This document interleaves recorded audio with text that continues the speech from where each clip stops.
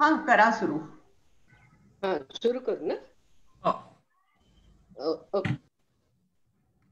नमस्कार, मी गीताली विनायक मंदाकिनी, मिळून सारा जणी मासिकाच्या विद्या बाळ पैस शांती संवादाचा या उपक्रमामध्ये मी आपल्या सर्वांचं मनापासून स्वागत.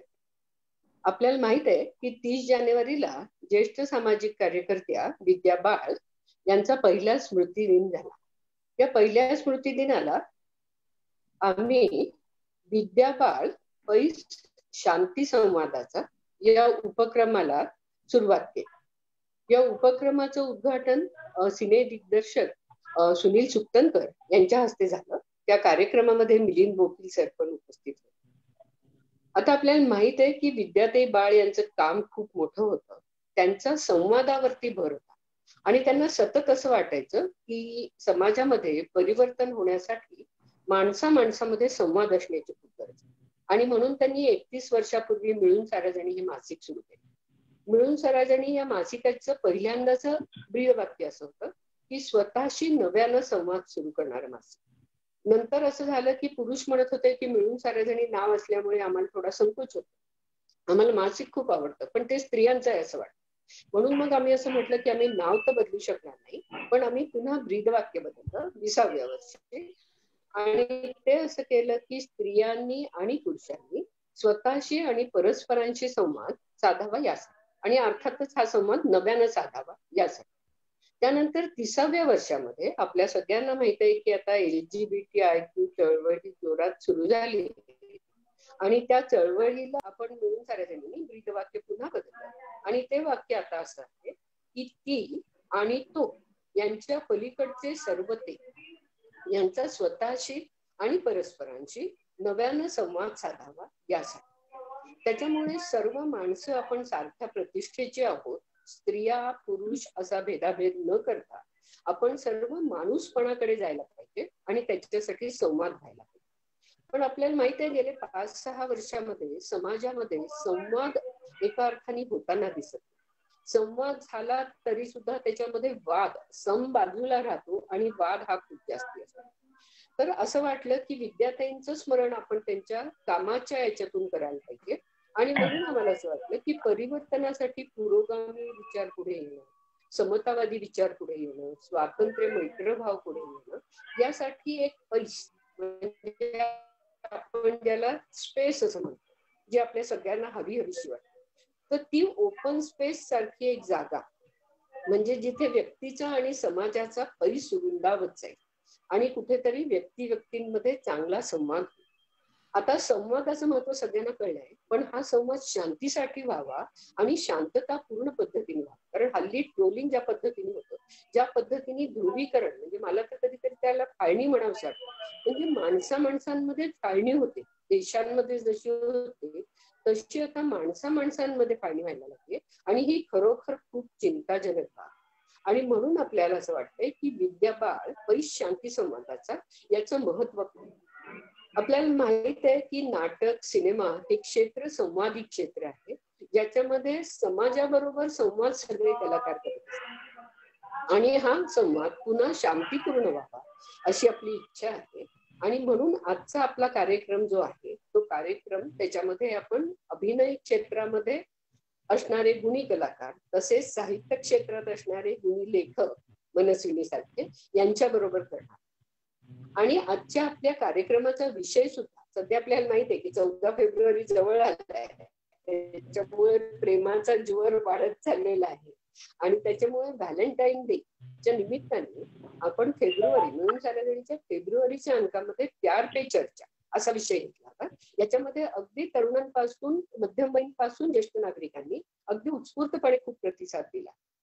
तेव्हा आम्हाला वाटलं की हा विषय तसा न संपणारा विषय आहे, त्यामुळे आज आपण प्यार पे चर्चा करूया. याचं उपशीर्षक असं आहे की काळ काम वेग याच्याशी सांगड घालणारं प्रेम.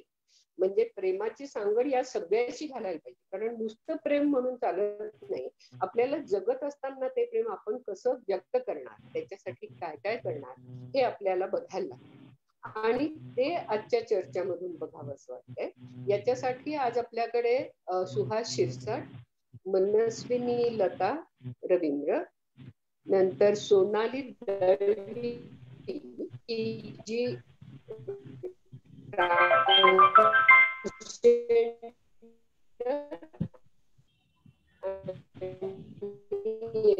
LGBTIQ यांच्यामध्ये काम, नंतर नंदिता पाटकर आणि उमेश जगताप येणार ते 5-10 मिनिटात. या सगळ्यांबरोबर संवाद करणारे आमची मैत्रीण, जी लेखन, दिग्दर्शन आणि अभिनयामध्ये वाकबगार आहे आणि जी एव्हरग्रीन आहे असं मी तिला नेहमी म्हणते, ती सुषमा देशपांडे. या सगळ्या जणांचं आहे ते मला वाटतं वेगवेगळ्या मालिकांमधून आणि बाकीच्या ह्याच्यामधून नेहमी आलेले आहेत. त्याच्यामुळे माहित आहे मनस्विनी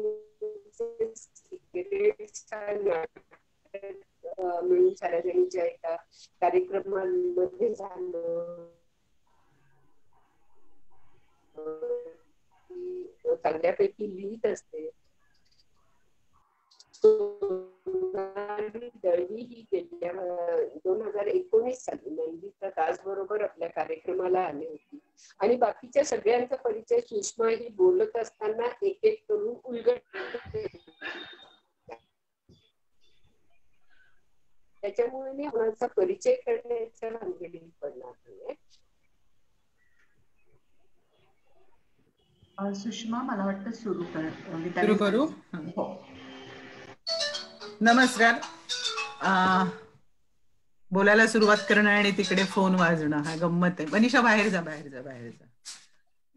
मुद्दा असा आहे की आपला विषय आज प्रेम असा आहे आणि खरं म्हणजे अगदीच विचार करायला गेलं तर विद्यार्थ्यांच्या नावाने आपण जो एक शांती संवाद सुरू करतो आहोत, त्यांच्याच जागेमध्ये काम करणार आहोत, त्याचा सुरुवात झालेली आहे त्या कामाची.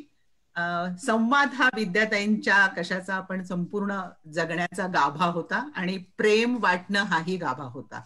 हे जरी सत्य असलं तरी सुद्धा 14 फेब्रुवारी हा व्हॅलेंटाईन डे आहे आणि व्हॅलेंटाईन डे हा साधारणपणे आपण आलेली आहे नंदिता. वेलकम नंदिता.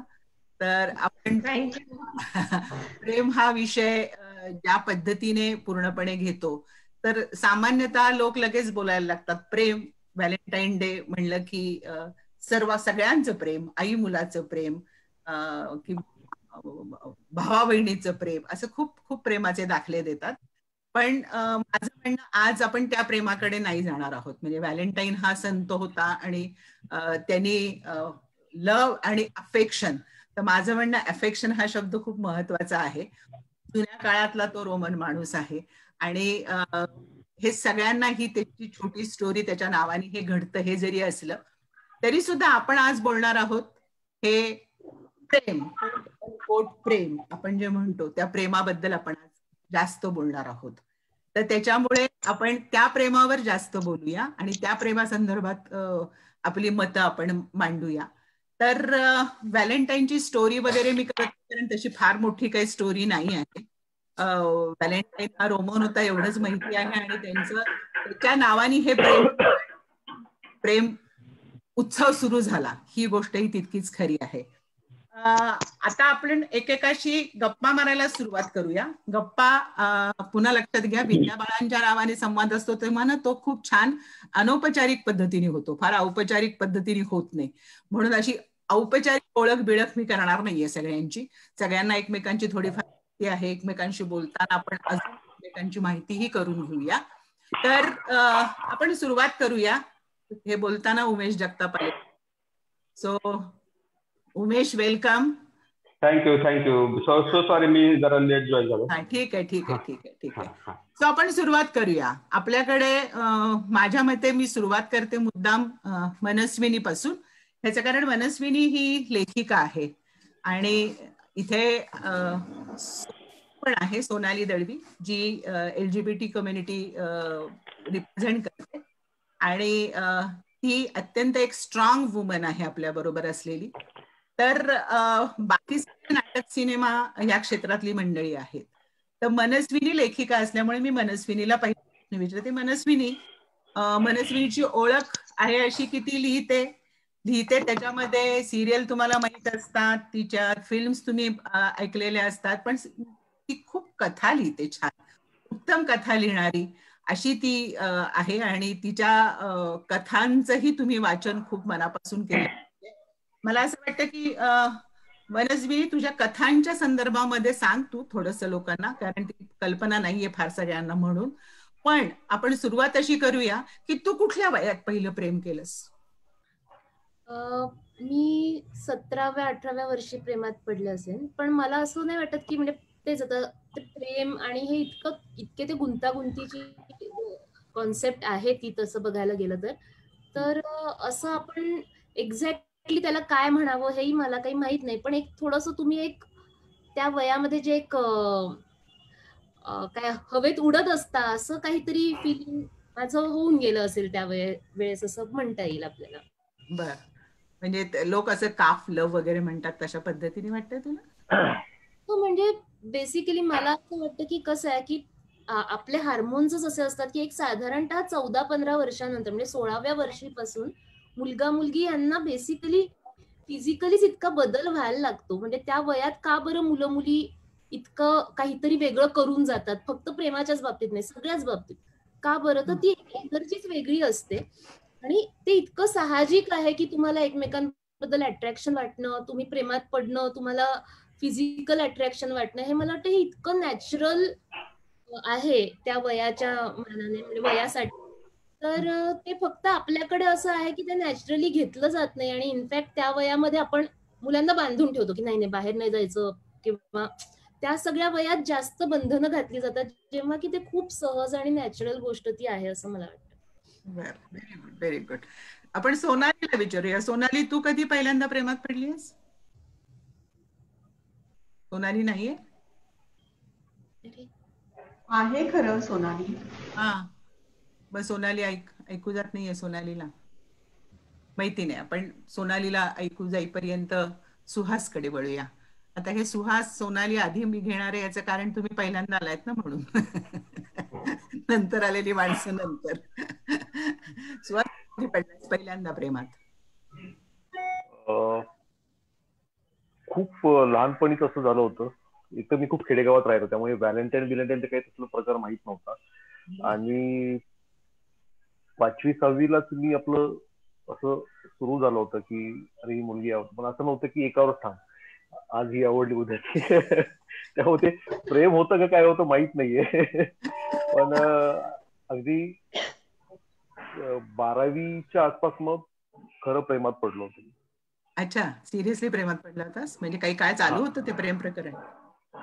फक्त 6 महिने. घरी माहीत झाल्यानंतर मग सगळं बंद केलं घरच्यांनी का तू? नाही, दोघांच्या घरच्यांनी सगळं बाजूला. मला असं, त्यामुळे. बर, नंदिता, पहिली प्रेम जरा बघू घ्या, म्हणजे थोडं चार्ज होत सगळे ना, आठवत. मला हॅलो, येतोय माझा आवाज? मला येतोय. मला ऍक्च्युली शाळेत असताना खूप मित्र होते, तर मला असं वाटत होतं की मला काही कळत नव्हतं, फार मैत्रिणी कमी होत्या आणि मित्रच जास्त होते, तर थोडंसं कन्फ्युजन व्हायचं की काय होतंय म्हणून वगैरे, असं मैत्रिणींबरोबर का जमत नाहीये आपलं, अशी गडबड होत होती माझी. आणि पण ऍक्च्युली प्रेमात असं प्रॉपर प्रेम म्हटलं तर असं मला एक 12वीत पडले मी प्रेमात. बर. आणि की जेव्हा असं वाटलं की नाही आता हे म्हणजे पहिलं असं खूप स्ट्रॉंगली वाटतं की नाही आता हे प्रेमच आहे असावं. अशी 12वीत असताना आली. तो त्यालाच पहिलं प्रेम म्हणेन मग मी. बरं, मनस्विनीची मी ओळख करून दिली, पण नंदिता अभिनेत्री आहे.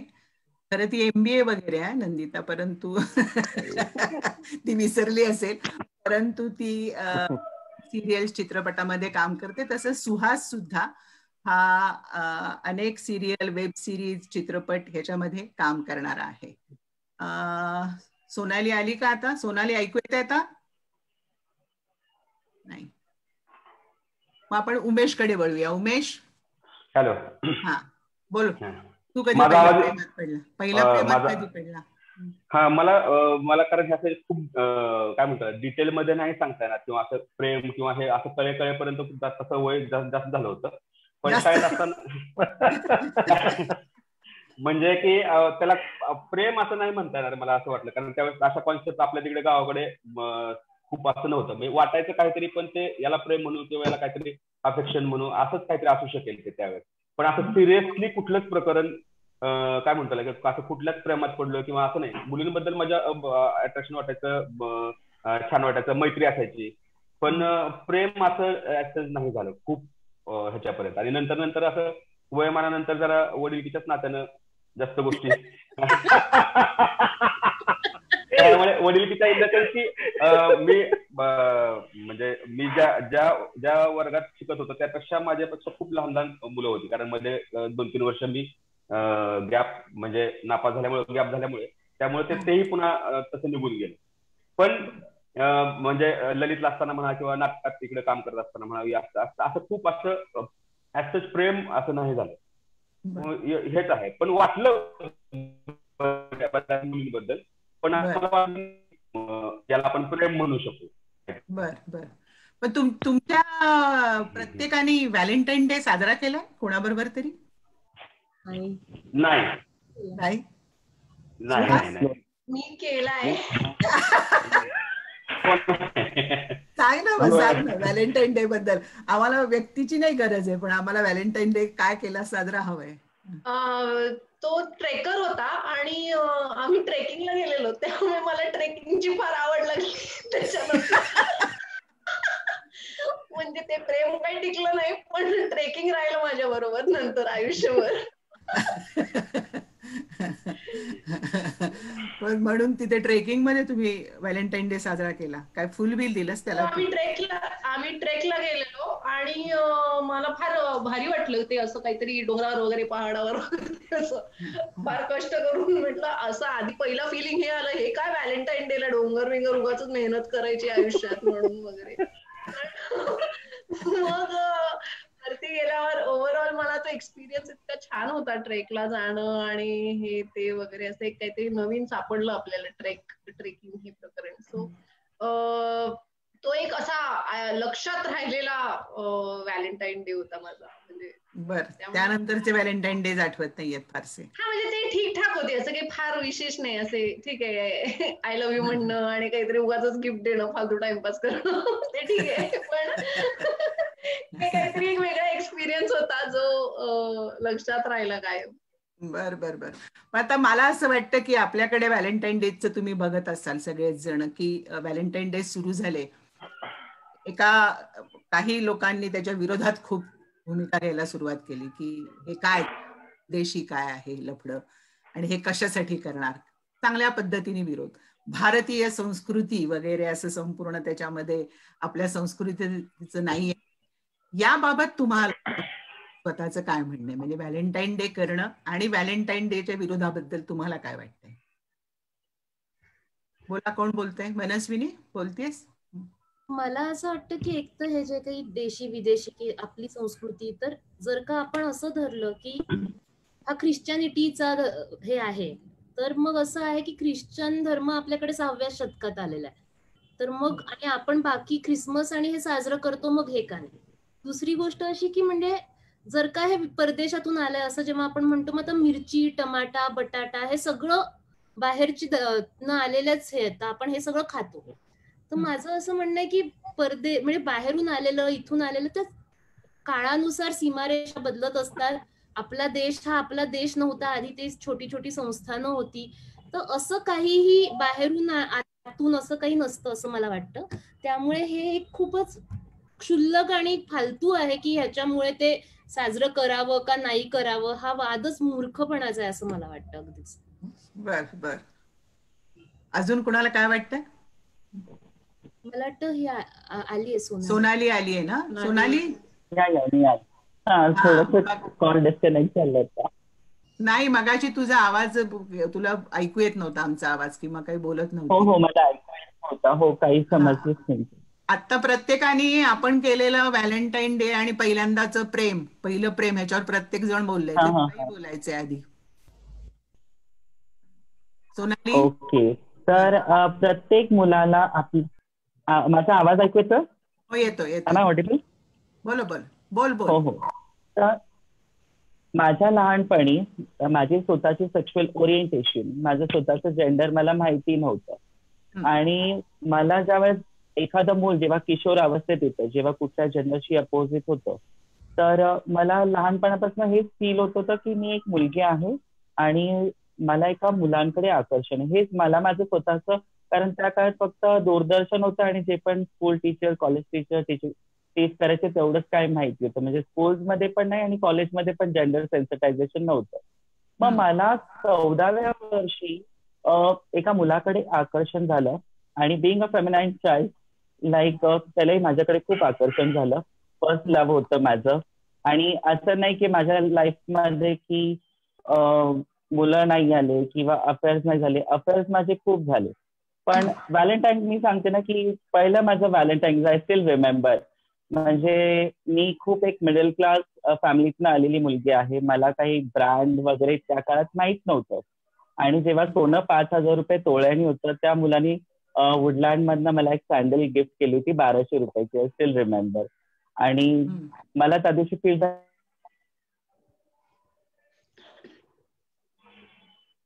आवाजाचा प्रॉब्लेम आहे, कनेक्टिव्हिटी हा खरं ऑनलाईनचा मोठा प्रॉब्लेम होतो. कनेक्टिव्हिटी गेली की गडबड होते. तिची गेली कनेक्टिव्हिटी. ती परत सुहास बोल, तू काय बोलत होतीस मगाशी? भारतीय संस्कृती आणि व्हॅलेंटाईन डे ह्या ह्याच्याचा होणारे विरोध आणि ह्या. खरं तर मला कळत नाही का विरोध करतात ते, त्याचा प्रश्न असतो. पण तो व्हॅलेंटाईन तिकडं सण म्हणून साजरा होत असेल परदेशी. पण आपल्याकडे तसे दाखवलेलं मेनकाच आपण बोललो तसं की आपल्याकडे आहे तसं.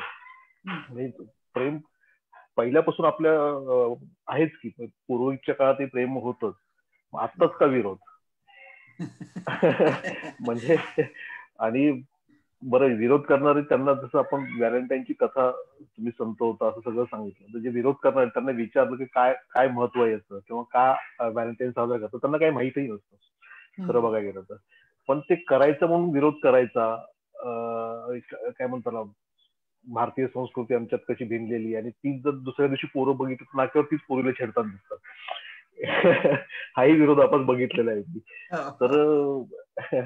तर मला नाही वाटत की त्याला विरोध करावा असं, कारण प्रत्येकाचा आपापला प्रश्न असतो. मला काय बरं, एक दिवसच आहे, पण नंतर इतर दिवशी ते लोक प्रेम करतातच, भेटतातच कट्ट्यावरती, कुठे त्यांना मिळेल तिथे जागा मिळते भेटतात. मग त्याच दिवशी का विरोध करायचा असं मला वाटतं. बरोबर आहे, बरोबर आहे. नंदिताला बोलायचं दिसते तिच्या चेहऱ्यावरून काहीतरी.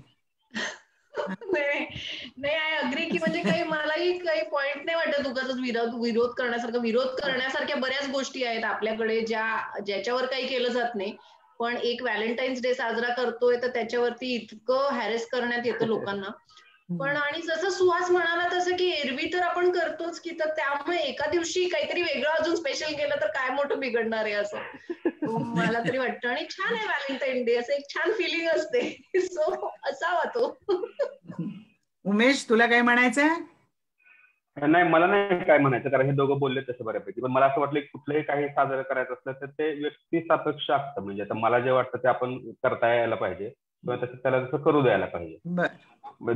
तसा एवढं साधं सिंपल मला वाटतं. खूप त्याला काही हे नाही करताय. बरं, ठीक आहे, ठीक आहे. सोनाली आलीये का पुन्हा? नाही दिसत आहे मला वाटतं. सोनालीची गडबड. खूप नेटवर्कचा प्रॉब्लेम असावा तिचा. हा, तिला नेटवर्कचा खूप प्रॉब्लेम दिसतोय. बरोबर आहे, बरोबर आहे. ठीक आहे, आपण थोडंसं पुढच्या टप्प्यावर जाऊया. भारतीय संस्कृती झाली, आपलं पहिलं काफ लव्ह झालं. आता आयुष्यात खरे व्हॅलेंटाईन भेटलेत का, आणि भेटले तर कधी आणि कसे? वाटतं की हा फारच महत्वाचा विषय आहे की आपलं प्रेम आपल्याला मिळालं का, आणि मिळालं तर कधी आणि कसं. मी हा प्रश्न पहिला खरं उमेशला विचारते. उमेशला. हो उमेश. हो, काय काय सॉरी काय म्हणाली? माझं म्हणणं असं आहे की आयुष्यात आपलं प्रेम मिळालं का आपल्याला, आपलं खरंच, आणि ते कसं मिळालं, कधी मिळालं, आणि काय त्याच्याबाबत घडलं, ह्याच्यात तुझ्या इतकी चांगली स्टोरी कोणाची नाहीये इंटरेस्टिंग, त्याच्यामुळे त्यामुळे उमेशने पहिल्यांदा सांगायला पाहिजे. तर म्हणजे तशी बिईंग आपण कलाकार म्हटल्यानंतर आपल्या डोक्यात काही काही गोष्टी असतात की आपण लग्न करायला नको, जरा मग आपण कलेला तितका वेळ देता येणार नाही, नाटक करायला तितका वेळ देता येणार, असं काही काही माझ्या डोक्यात अगोदर भरलं होतं. त्यामुळे पण कदाचित एक गोष्ट अशी असू शकते की मला तसं कुणाबद्दल त्या दृष्टीनं फोकस नाटकाकडे किंवा आपल्या कामाकडे असल्यामुळे तसं कुणाबद्दल काय वाटलं नाही, ही एक गोष्ट झाली. पण घरच्यांचं एवढं प्रेम आपल्यावर असल्यामुळे त्यांनी फोर्स करून करून करून करून मुली बघून मला मुलगी एक पसंत केली आणि मग मी तिच्याबरोबर लग्न केलं. तर लग्न झाल्यानंतर तर जयश्री, म्हणजे तुम्हाला माहिती आहे सगळ्यांना जयश्री, तर तिच्याबरोबर लग्न झाल्यानंतर आम्ही पहिल्यांदाच मुंबईत आलो. आणि तर माझं आपण आता आपल्याला जरा काय म्हणतो की आपल्याला आपण माणसांबरोबर डील करतो, माणसांच्या इमोशन्स बरोबर आपण डील करतो. तर मला असं वाटत होतं की मी माझ्या बायकोला इतर लोक कशी सांभाळतात तसं मी सांभाळणार नाही, मी तिला मैत्रिणीसारखं ठेवणार. कारण आमच्या इकडे म्हणण्यापेक्षा आपल्या भागामध्ये असं असतं की बायको आहे, तिला तिच्याप्रमाणे करायला पाहिजे, मित्र वगैरे असं काय प्रकार नाही. पण मी तिला पहिल्यापासून तसं सूट दिली म्हणण्यापेक्षा हे असं म्हणणं चुकीचं आहे, कारण ती पण तशा पद्धतीनेच वागली. तर पहिल्यांदा ज्यावेळेस मुंबईत आलो होतो आम्ही, तर त्यावेळेस असं खूप लोक म्हणाले, ज्यावेळेस आम्ही पहिल्यांदा भेटलो लोकांना, तर ते म्हणाले की तुमचं अरेंज मॅरेज असू शकत नाही, तुमचं लव्ह मॅरेज आहे. इतके तुम्ही दोघं एकमेकांना चांगले ओळखता. तर त्यांनी तसं ओळखत होता का? नाही अजिबात नाही. आम्ही लग्नातच भेटलो. आम्ही लग्नातच भेटलो. तर मला असं वाटलं की मला आता खूप शॉर्ट मध्ये सांगायचं म्हणजे मला असं वाटलं की मग तिच्यामध्ये मला ते खरं प्रेम दिसलं. कारण मला इतके दिवस खूप अगोदर मला असं वाटायचं की प्रेम वगैरे असं खरं तर काही नसतं म्हणजे की ते काय फोनवर बोलतात, किती वेळ वाया घालवतात, किती काय करतात, असं काय नसतं. तुम्हाला वाटणं तुम्हाला लग्न झाल्यानंतर मला असं वाटायला लागलं की हे कदाचित प्रेम असू शकतं, हे कदाचित प्रेम आहे. आपल्याला काहीतरी एखाद्याबद्दल वाटणं, काळजी वाटणं, बऱ्याच गोष्टी वाटणं. पण मला असं त्याला डिस्क्राईब नाही करता येत. कारण मला कधी कधी आपण भांडण झालं किंवा काय झालं, मला तुझ्या डोळे प्रेम तू सांगत नाही, मी म्हणतो सांग म्हणजे काय, हे कसं आपण शब्दात कसं मांडणार ना प्रेम. मग शब्दात न मांडणारं प्रेम आहे तुझं, म्हणजे असं म्हणायला हरकत नाही आपण. मला खूप बदल उमेश एकदम बदलून गेला झाल्यावर. लग्नानंतर बदलला उमेश? हो बोल म्हणू. खूप म्हणजे तो ज्या प्रकारे कपडे त्याचे इकडे तिकडे टांगलेले असायचे वगैरे. अगं ते तसं ते बॅचलर लाईफ तसं असतं ना की ते आपलं काय चल रहा है, त्याचा काय तेवढा विशेष फरक पडत नाही, मरते गोष्टीचा एवढा फरक पडत नाही आपल्याला. पण तसे माझं म्हणणं आहे की मनस्वनीच्या प्रेमाचे तुम्ही साक्षीदार असणार. हो सुहास, उमेश. कशी होती ती प्रेमात असताना? कशी होती? वेगळी होती? नाही कारण बोल. नाही आम्हाला अशी वेगळी ऑब्व्हियसली आम्ही कारण इतके एकत्र मित्र आणि घट्ट मित्र होतो दोघांचे, त्यामुळे आम्हाला त्यांच्यामध्ये तसा विशेष बदल वाटायचा नाही. पण ऑब्व्हियसली ग्लो तर 100% आहेच ना, प्रेम असल्यानंतर माणसाच्या मनुष्याचे. सुहासचं काय म्हणणं? सुहास नाही तेच म्हणणं होतं की ती ज्यावेळेस भेटायची, आम्ही आता घरी जाणं येणं असायचं आमचं, त्यावेळेस ते दोघांच्या गप्पा ऐकून असं फार म्हणजे सतीश पण फार असा मस्त हे आहे, ते प्रेमानं बोलताना वगैरे फार असं गोड वाटायचं. पण मनस्विनी पण लागते. मनस्विनी, तू सुहासचं प्रेम पाहिलंयस, तो तुझ्याबद्दल बोलतोय, तर तुला त्याच्याबद्दल सांगायला. आणि मी असं त्या दोघांना असं हळूहळू असं ग्रो होताना, बदलताना असं बघितलेलं आहे. म्हणजे डिपार्टमेंट मधली स्नेहा, ती म्हणजे इतकी भाबडी आणि अशी एक वेगळीच मुलगी होती त्यावेळेस. म्हणजे अशी वेगळ्या प्रकारची होती आणि हळूहळू ते दोघांचं कसं नातं बदललं हे मी खूप जवळून बघितलंय.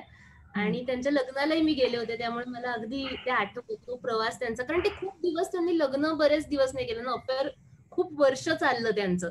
त्यामुळे तो असा त्यांच्यात म्हणजे सुरुवातीला जास्त भांडणं होतात, मग एक मॅच्युरिटी येते, मग हळूहळू काही न बोलता कळायला लागतं. जे लग्न झाल्यावर होतं ते टप्पे त्यांचे ऑलरेडी आधीच झाले होते ऍक्च्युली. सुहास, तू काय सांगशील तुझ्या स्वतःच्या प्रेमाबद्दल?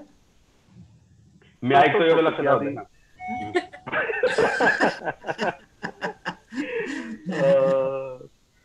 असंच झालं सुरुवातीला. म्हणजे ती खरं तर माझ्यापेक्षा 5 वर्षांना लहान आहे आणि मग भांडणं, मग आता फक्त डोळ्यात दोघांनी बघितलं की काय पाहिजे काय नाही इतकं आमचं हे झालेलं आहे. मी जवळपास 9 वर्ष आमचं अफेअर होतं. त्यानंतर आम्ही लग्न केलं. त्यामुळे आम्ही इतकं एकमेकाला सोबत दिली, एकमेकाला इतकं फक्त असं आता म्हटलं की ताकावर ते म्हणतो ना आपण, तसं झालं की काय मला पाहिजे किंवा तिला काय पाहिजे हे आम्हाला लगेच कळतं. बोलायची गरज नाही पडत. अरे बाप रे.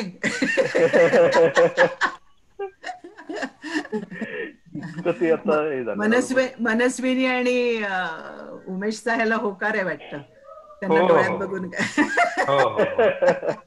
हो, कारण आम्ही त्याला आता इतक्या जवळपास 15-16 वर्ष झालं ओळखतो दोघांनाही तसं 16 वर्ष झालं ओळखतो. तर मग ते मनस्विनी सांगितलं की सगळ्या स्टेजेस मधून ते पार होऊन त्यांनी लग्न केलं. खरं तर ते म्हणजे ते लग्नाच्या अगोदर आणि लग्नाच्या नंतर सुद्धा ते जसे आहेत तसेच आहे. त्याच्यामध्ये तसं काही जशी मॅच्युरिटी आली, जशी हे होत गेलं, काळ पुढे जात गेला, तसं त्यांच्यामध्ये परिपक्व झाले ते प्रॉपर. त्यांना कळतंय. ऍक्च्युली मला सुहास नेहारून मला जयश्रीचं आठवलं. आता मागच्या काही दिवसामध्ये आम्ही आता लॉकडाऊन मध्ये ह्याच्यामध्ये ना आपण एवढं इतकं आम्ही एकत्र आलो ना, तर आता असं व्हायला लागलं की मला काय म्हणायचंय ना ते तिला बरोबर कळतं, किंवा मी आता तोच विषय ऍक्च्युली आता मी ते बोलणार होतो असं वाटायला लागतं. असं हे मागच्या 1-1.5 महिन्यामध्ये तर खूप झालं. तर म्हणलं हे असं खूपच चांगलं वाटायला लागलं. हे मस्त आहे, मजा येईल. तू आता म्हणल्यामुळे मला लक्षात आलं. आणि आपण नंदिताला विचारायला पाहिजे की नंदिताचा शोध कसा चाललाय व्हॅलेंटाईनचा. काय व्हॅलेंटाईनचा शोध तुझा. नंदिता याच्यामध्ये फक्त नंदिता आता एकटी आहे, त्याच्यामुळे तुझा व्हॅलेंटाईनचा शोध चालू आहे. तो कसा चालू आहे, काय करतेस त्याच्यासाठी?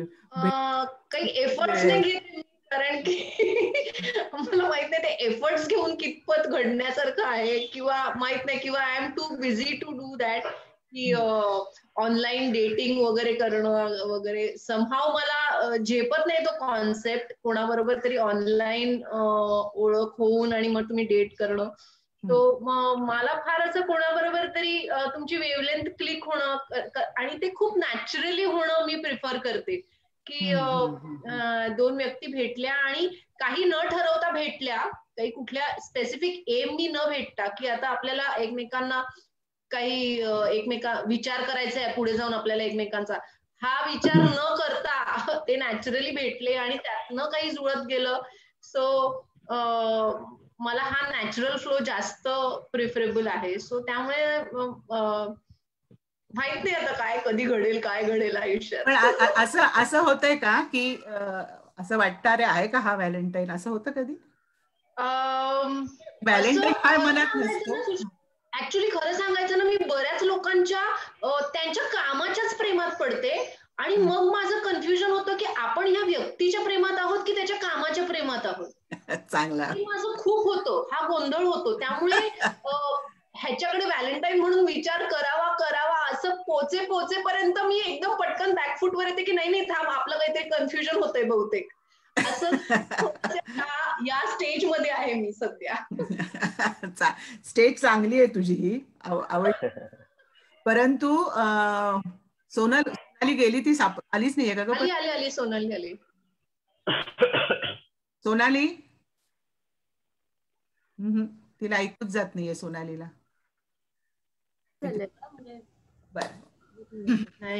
नाही तिची काहीतरी ऐकू जात नाही, कनेक्टिव्हिटी. सोनाली इज फ्रीज्ड कारण इंटरनेटचा प्रॉब्लेम दिसतोय. हा, आवाज येतोय तिचा. मनस्विनी, थोडस तुमचा उद्योग आणि प्रेम ह्या विषयाकडे थोडेसे जाऊया. तर माझं म्हणणं आहे की तू लिहितेस, मग ते सिरियल असो, ती फिल्म असो, ती कथा असो, कोणतीही गोष्ट असो, माझा जेव्हा वापर असतो, काही कोणतरी प्रेमात पडलं किंवा कोणाचं तरी प्रेम आहे, हे नातं आहे या पद्धतीने, तर तुला खरंच स्वतःचे अनुभव उपयोगी येतात, बाकीच्यांचे अनुभव उपयोगी येतात, इमॅजिनरी लिहिते, तुझी ती प्रेम एक्सप्रेस लिखाणाची समजून घेण्याची प्रोसेस काय असते नेमकी तुझ्या लिखाणाबाबत? मला एक ऍक्टर मित्राने असं म्हटलं होतं, मी एक सिरियल लिहित होते, तर त्याने असं डिरेक्टरला सांगितलं की हिला कितीही तुम्ही लव्ह सीन्स लिहायला द्या, ही दरवेळी नवीन काहीतरी लिहून देऊ शकते. तर मला असं वाटतं की मला ते आवडतंय, कारण माझं असं मत आहे, म्हणजे जसं मी जेव्हा सतीशच्याही प्रेमात पडले होते, तर तो जो एक वेडेपणा असतो आपण प्रेमामध्ये पडल्यानंतरचा, की एकदा मला तो म्हणाला होता की मग मी त्याच्या प्रेमात होते आणि तो आहे हे मला काही माहित नव्हतं, आणि मी लोअर परेलला तो राहायचा, मी गोरेगावला राहायचे, तर लोअर परेलला मी रोज त्यांच्या रूमवर जायचे आणि तो लिहायला बसायचा म्हणून मी इथे लिहायला बसायचे त्याच्याकडे.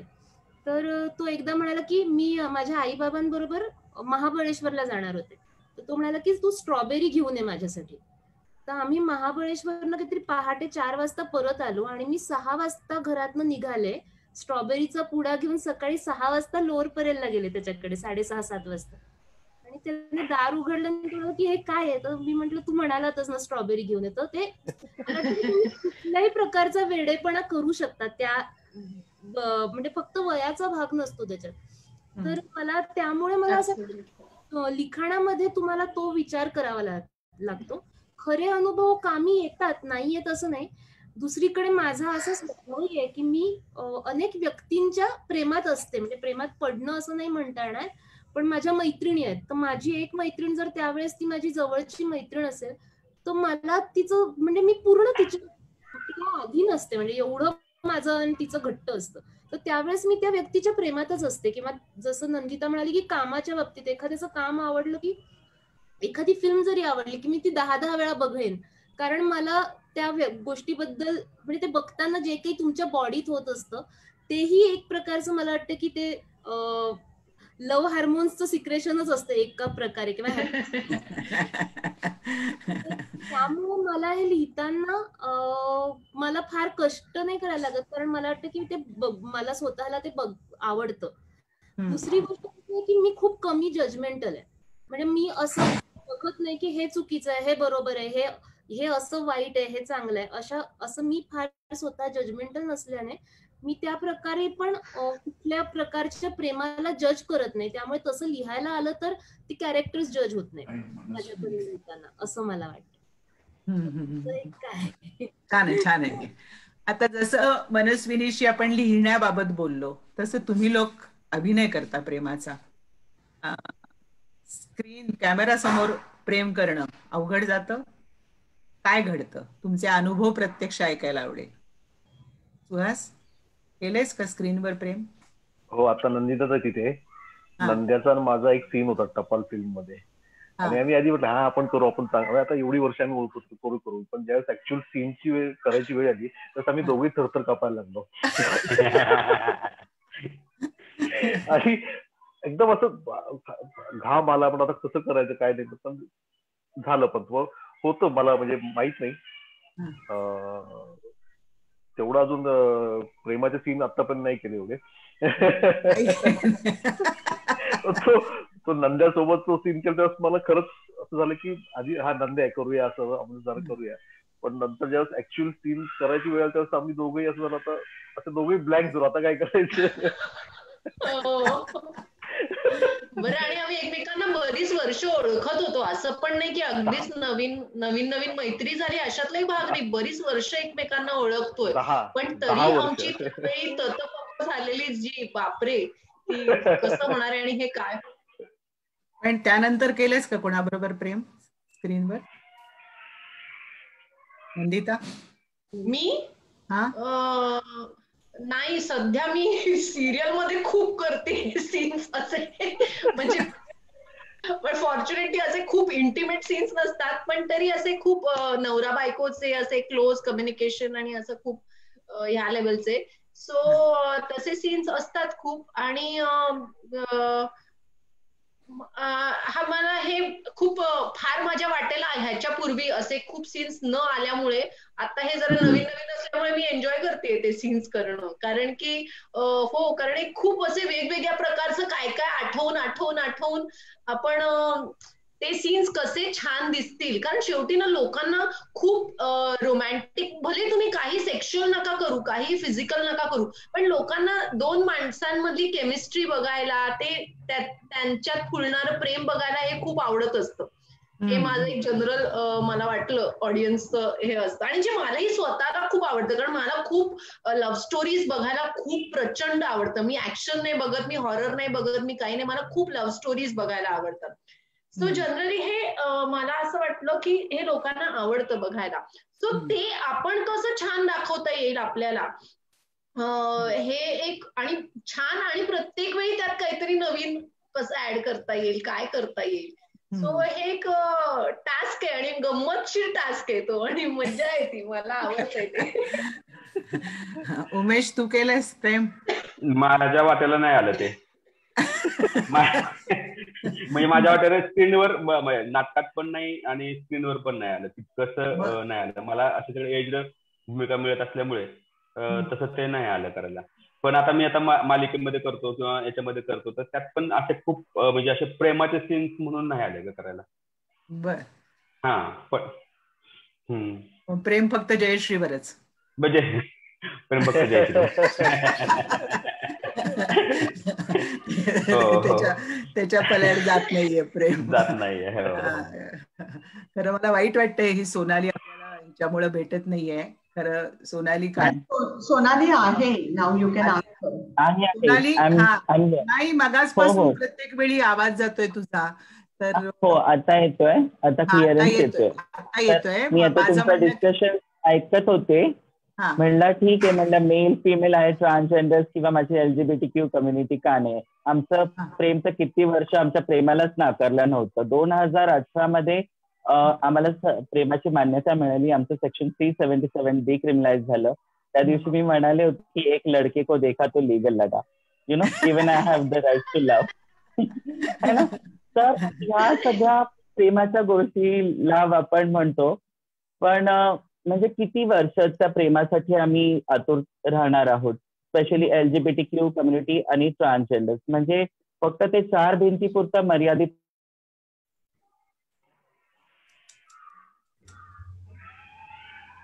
काय रे, तिचं प्रत्येक वेळी बोलताना आवाज जातोय.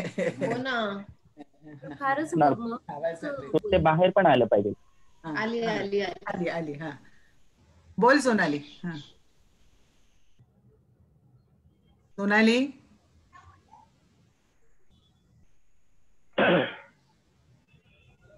सोनाली नाही ऑडिबल. हा, आता येतोय आवाज. तू हे कर, तुझा हे बंद केलास तरी चालेल. हो हो, चालेल. व्हिडिओ बंद केलास तरी चालेल, पण तुझा आवाज आम्हाला ऐकू येऊ दे. हो, तर मी तेच म्हणाले ना की म्हणजे मी तर तयार होते, like I am ready to be a monogamy, but society always made me a polygamy, you know. तर मला म्हणजे प्रत्येक वेळेस प्रत्येक अफेअर्स मध्ये म्हणजे प्रत्येक जण येणार, लाईफशी खेळणार आणि निघून जाणार, हे असं मला किती दिवस राहणार. म्हणून साठी even I want a partner. ते ऐश्वर्याचं एक डायलॉग मला अजूनही आठवतो की मैं किसी की जरूरत नहीं ख्वाहिश बनना चाहती है ना, इवन आय डिझर्व वन. तर ते प्रत्येक वेळेस म्हणजे प्रत्येकांना प्रेम, भावना, मन आहे, सगळं आहे, तर आम्हालाही ते प्रेम आहे, पण प्रेमालाही मान्यता मिळाली आहे. पण अजूनही म्हणजे इथे सगळे अभिनेत्री, सगळे ऍक्टर्स आहेत, पण अजून स्क्रीनवर आमच्या प्रेमाबद्दल किंवा रिअल ट्रान्सजेंडरच्या लव्ह रिलेशन बद्दल कोणीच बोलत नाही. आजही म्हणजे चित्रपटात एखादा body builder, six pack, abs वाला मुलगा साडी घालून क्रॉस ड्रेसिंग करून ट्रान्सजेंडर्स दाखवतात किंवा महिला ट्रान्सजेंडर्स दाखवतात. खऱ्या ट्रान्सजेंडर्सला तर अजून अपॉर्च्युनिटीज देत नाही. मग त्यांचे लव्ह अँड रिलेशनशिप आणि त्यांची सेक्शुअलिटी अँड जेंडर हे येणं अत्यंत पुढे गरजेचं आहे असं मला वाटतं. तू काय वयाची प्रेमात पडलीस सांग ना. काय म्हणाले? प्रेमात तू पहिलं प्रेम तुझं काय, कोणचं? माझं पहिला क्रश माझं जे होतं, यु नो, जे मी म्हणू शकते एक ऍक्टरच्या बाबतीत, so I was attracted to Arvind Swami, you know, Bombay. Me too. Men should be always rough and tough, है ना? I was very attracted to him. आणि नंतर मग मला ते रिलेशन ते ह्या सगळ्या स्टोरीज झाल्या. त्यावेळेस तर मोबाईल पण नव्हते, फक्त चिठ्ठी देणं. आणि मी प्रॉपर पुण्याची आहे, कसबा पेठेतली. आणि माझ्या घरात सगळ्यांना माहिती होते की लहानपणापासून मुलींसारखी चालते, मुलींसारखी. सो माझ्या फॅमिलीतले सगळ्या मुलींना सगळ्यांना मी सांगून ठेवलं होतं की माझ्या एका मुलासोबत रिलेशनशिप आहे. आणि स्पेशली माझ्या मावशीने पण खूप सपोर्ट केलं होतं त्यावेळेस. म्हणजे चिठ्ठी देणं किंवा असं कुठेतरी गल्ली बोळात भेटणं ते खूप एक वेगळंच होतं, जे मोबाईलच्या जगात पण नव्हते या सगळ्या गोष्टी. ते अनुभव, ते काळच वेगळे होते. आताच आपल्याला वेळ पण मिळत नाही, आपण तेवढा टाइम पण स्पेंड करू शकत नाही. तर मी म्हणते की वेळ कोणाकडे नसतो, पण तो काढावा लागतो. स्पेशली माझ्या बिंग अ फेमिनाईन चाइल्ड खूप काही गोष्टी मी अनुभवलेल्या आहेत या क्षेत्रात. पण मी कमी नाही, म्हणजे मागे नाही हटले. कारण आमच्या LGBTQ कम्युनिटीमध्ये बऱ्याच लोकांचे आत्महत्या झाले, मर्डर झाले. ह्या कारणामध्ये प्रत्येकाने सुसाईड केलं आणि जस्टिस मिळालं नाही त्या लोकांना. सो फायनली आम्हाला आता सुप्रीम कोर्टाने मान्यता तर मिळाली आहे, पण पुढे खूप सारे राईट्स आहेत. For example marriage, property rights, child adoption. म्हणून साठी हे सगळं माध्यमामध्ये पण जसं 2-2 बायका चालतात, 4-4 नवरे चालतात, एक ट्रान्सजेंडर का नाही चालत, है ना? हा पण एक मुद्दा आहे. हे पण समाजापुढे आलं पाहिजे. आणि स्पेशली जर साऊथच्या लोक जर तिथे ट्रान्सजेंडर्सला पुढे घेऊन जर आणतात ते, कारण even I have so many friends those who belong from LGBTQ community. आणि बॉलिवूडमध्ये, मराठी इंडस्ट्रीमध्ये मेकअप आर्टिस्ट आहेत, फॅशन डिझायनर्स आहेत. But why steel they are inside the curtain. कधीतरी ते कर्टन्स उघडे करा आणि सगळे जोडपी बाहेर आणा. Gay couples, lesbian couples, transgender couples, अशा कपल्सला पण समोर आणलं पाहिजे आपण. जेव्हा मी नंदिता दासला भेटले होते, मला आजही आठवतं की जेव्हा तिने फायर मूवी केला होता, सबंध थिएटर्स जाळले होते की म्हणजे हे काय culture, women how they can love each other, है ना? पण म्हणलं नंदिता, आज तू पण आहे माझ्या शेजारी, मी पण बसलीये. म्हणलं आता तो काळ गेलाय. म्हणजे ते म्हणतात ना, बाळ जन्मालाही 9 महिने लागतात, थोडा वेळ लागेल. Changes cannot be in overnight. पण लोकांनी हळूहळू समजायला लागेल. जेव्हा मी आता कॉलेजेसमध्ये जाते, स्कूल्समध्ये जाते, जेंडर सेन्सिटायझेशनच्या लेक्चर्स वरती, आताची पिढी खूप ओपनली बोलती. No, we strongly support LGBTQ community. आणि खूप ओपनली बोलतात. म्हणजे मी घरी येऊन माझ्या बाबांना म्हणते, हे सगळ्या गोष्टी मला का नाही मिळाल्या? पण तुला पार्टनर आहे का नाही आता? आता मी कामामध्ये इतकी बिझी आहे, कारण काय होतं सगळ्याच गोष्टीमध्ये सगळंच मॅनेज. एक पर्सनल लाईफ, एक वाटतं दिवसभर आपण छान सगळे आपले कार्यक्रम, सगळे इव्हेंट, सगळे प्रोग्राम्स होतात, पण शेवटी एकटे पण हे जाणवतं कुठेतरी. बट मी नेहमी विचार करते, गेला आवाज पुन्हा. Dating 1000 dog better I date.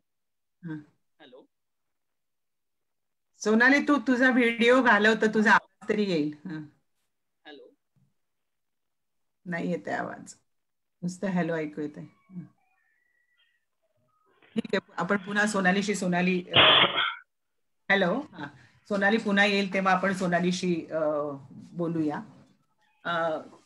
तुमच्यापैकी कोणालाही, म्हणजे ज्यांनी आता तुम्ही तिघांनी लग्न केलेली आहेत किंवा नंदिताने पूर्वी प्रेम केलं असेल, तर विरोध झालेला आहे कधी घरातनं कोणाच्या प्रेमाला? विरोध कोणीच अनुभवलेला नाहीये. तू आज घरानं परवानगी मिळाली दोघांकडनं लगेच? हो, आणि मला खूप इच्छा होती की असं पळून जाऊन लग्न करायचं, भांडणं वगैरे होत आहेत वगैरे असं, पण असं काहीच झालं नाही. मी आपलं असं शूटिंगच्या दरम्यान सातारला गेलो आणि सांगितलं की आम्हाला लग्न करायचं. हा ठीक आहे, करा ना, काही मजाच नाही लग्नामध्ये.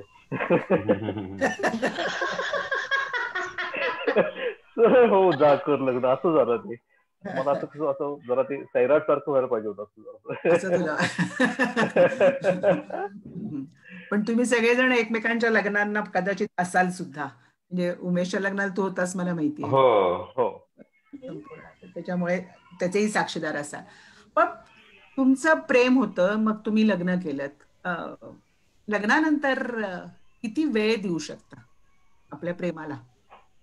शेवटी कोणचंही नातं चालू ठेवायचं असेल किंवा मुरवायचं असेल तर एकमेकांना वेळ देणं ही खूप महत्वाची गोष्ट आहे. आणि तो क्वालिटी टाइम देणं म्हणजे उदाहरणार्थ मी येतो, मग ती जेवायला वाढते, मग जेवतो बरोबर, की मग आहे की तेवढं भेटलं. त्याच्या पलीकडे जाऊन एक क्वालिटी टाइम एकमेकांना देणं हे किती, त्याच्यासाठी किती वेळ काढता लग्नानंतर?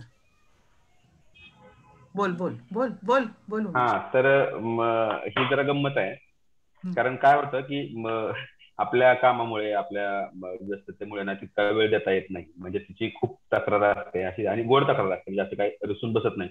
पण तिचं असं म्हणणं असतं की तू माझ्यासाठी वेळ देत नाही. मी मित्रांना वेळ देतो ज्यावेळेस शूट नसेल किंवा नाटक नसेल त्यावेळेस, पण मला तेवढा वेळ देत नाही. म्हणजे मी तिला आता 6 वर्ष झाली, पण तिला आतापर्यंत कुठे फिरायला घेऊन गेलेलो नाही. तर तिची भयानक मोठी तक्रार आहे की तिला आपण फिरायला साधी घेऊन जायचं मला जाऊ शकतो, पण आपण त्यावेळेस जरा बाकीच्या गोष्टी, आपण आराम करणे किंवा अशाच ह्याच्यामध्ये राहतो.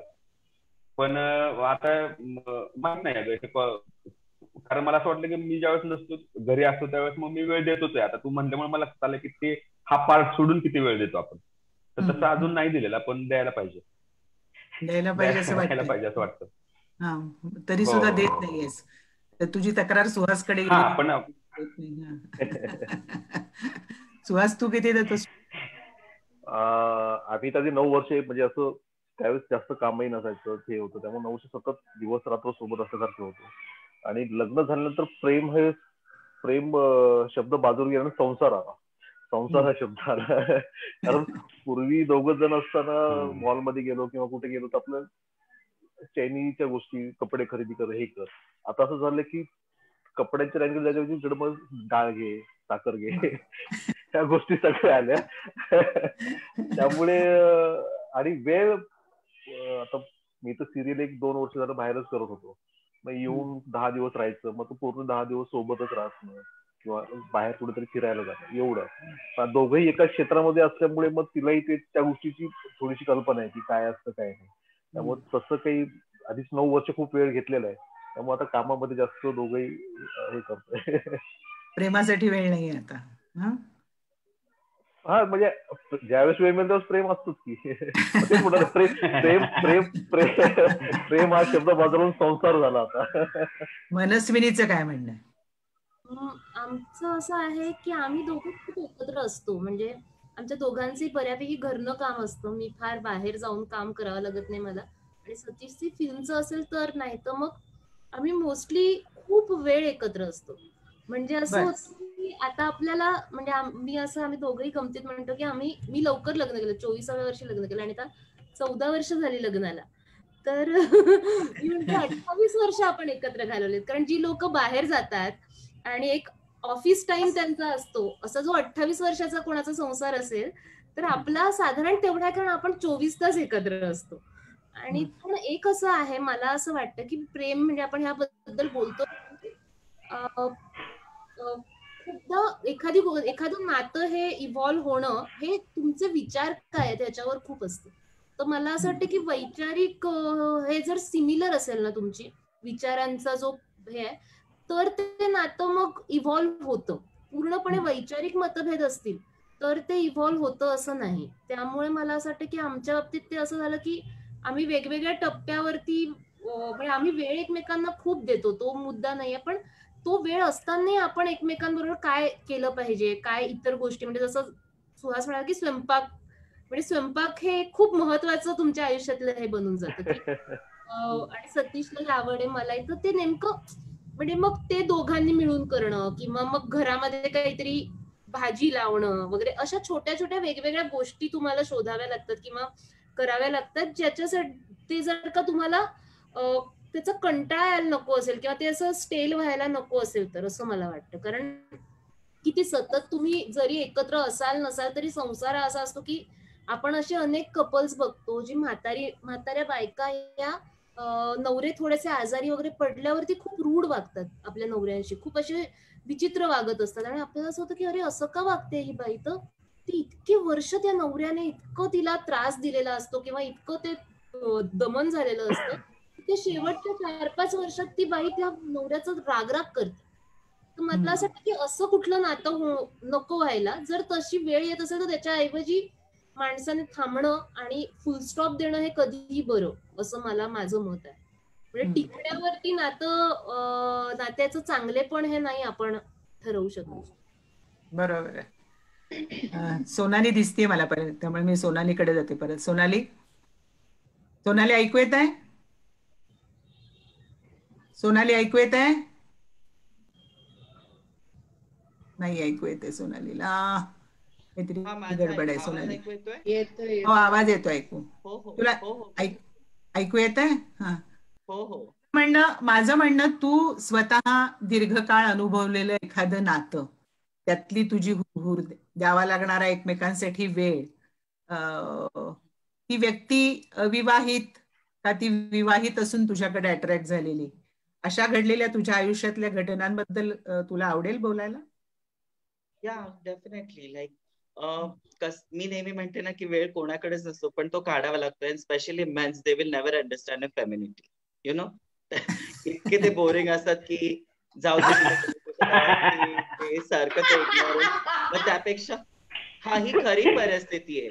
मग मी नेहमी ठीक आहे, मला वेळ देत नाही, मग मी मस्त अशा टायमाला मेंटल डिप्रेशन मध्ये न जाता मस्त मग मॉलमध्ये जायचं, विंडो शॉपिंग करायचं, मैत्रिणी घ्यायचं, चिल आउट करायचं. जाऊ दे ना, हा कधीच समजून घेणार नाही. आणि ते कधीच समजून घेणार नाही त्याच्यामध्ये मग ते नातं खूप दुरावलं जातं. आपण वेळ काढायला पाहिजे, एकमेकांना समजून घेतलं पाहिजे, यु नो. कधी कधी मी म्हणते की Y I am straight and not a lesbian, at least a woman can understand my femininity, you no.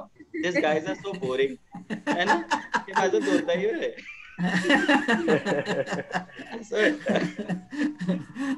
Nandita, माझ्या घरात पण हे प्रॉब्लेम्स नसते, म्हणजे माझ्या आईला पण काही प्रॉब्लेम नसते. जाऊ दे, मैत्रिणी एन्जॉय करतात, यु नो. पण शेवटी ही खरी परिस्थिती की मुलं तर कधीच समजून नाही घेणार. असं तुझं ठाम मत झालेलं आहे आता इव्हाना? असं ठाम नाही, असं नाही. म्हणजे 7 million are there around the world, एकतरी माझ्यासाठी कोणतरी असेल. And in future definitely I strongly believe in marriage. In future, if I get someone, definitely I will marry, because husband is the best punching bag and I want one in my life.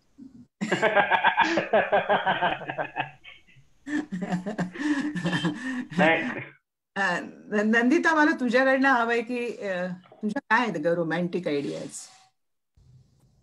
Romantic ideas being with a man of choice. Man of choice, त्या एकतर खूप बदलत राहतात माझ्या ideas.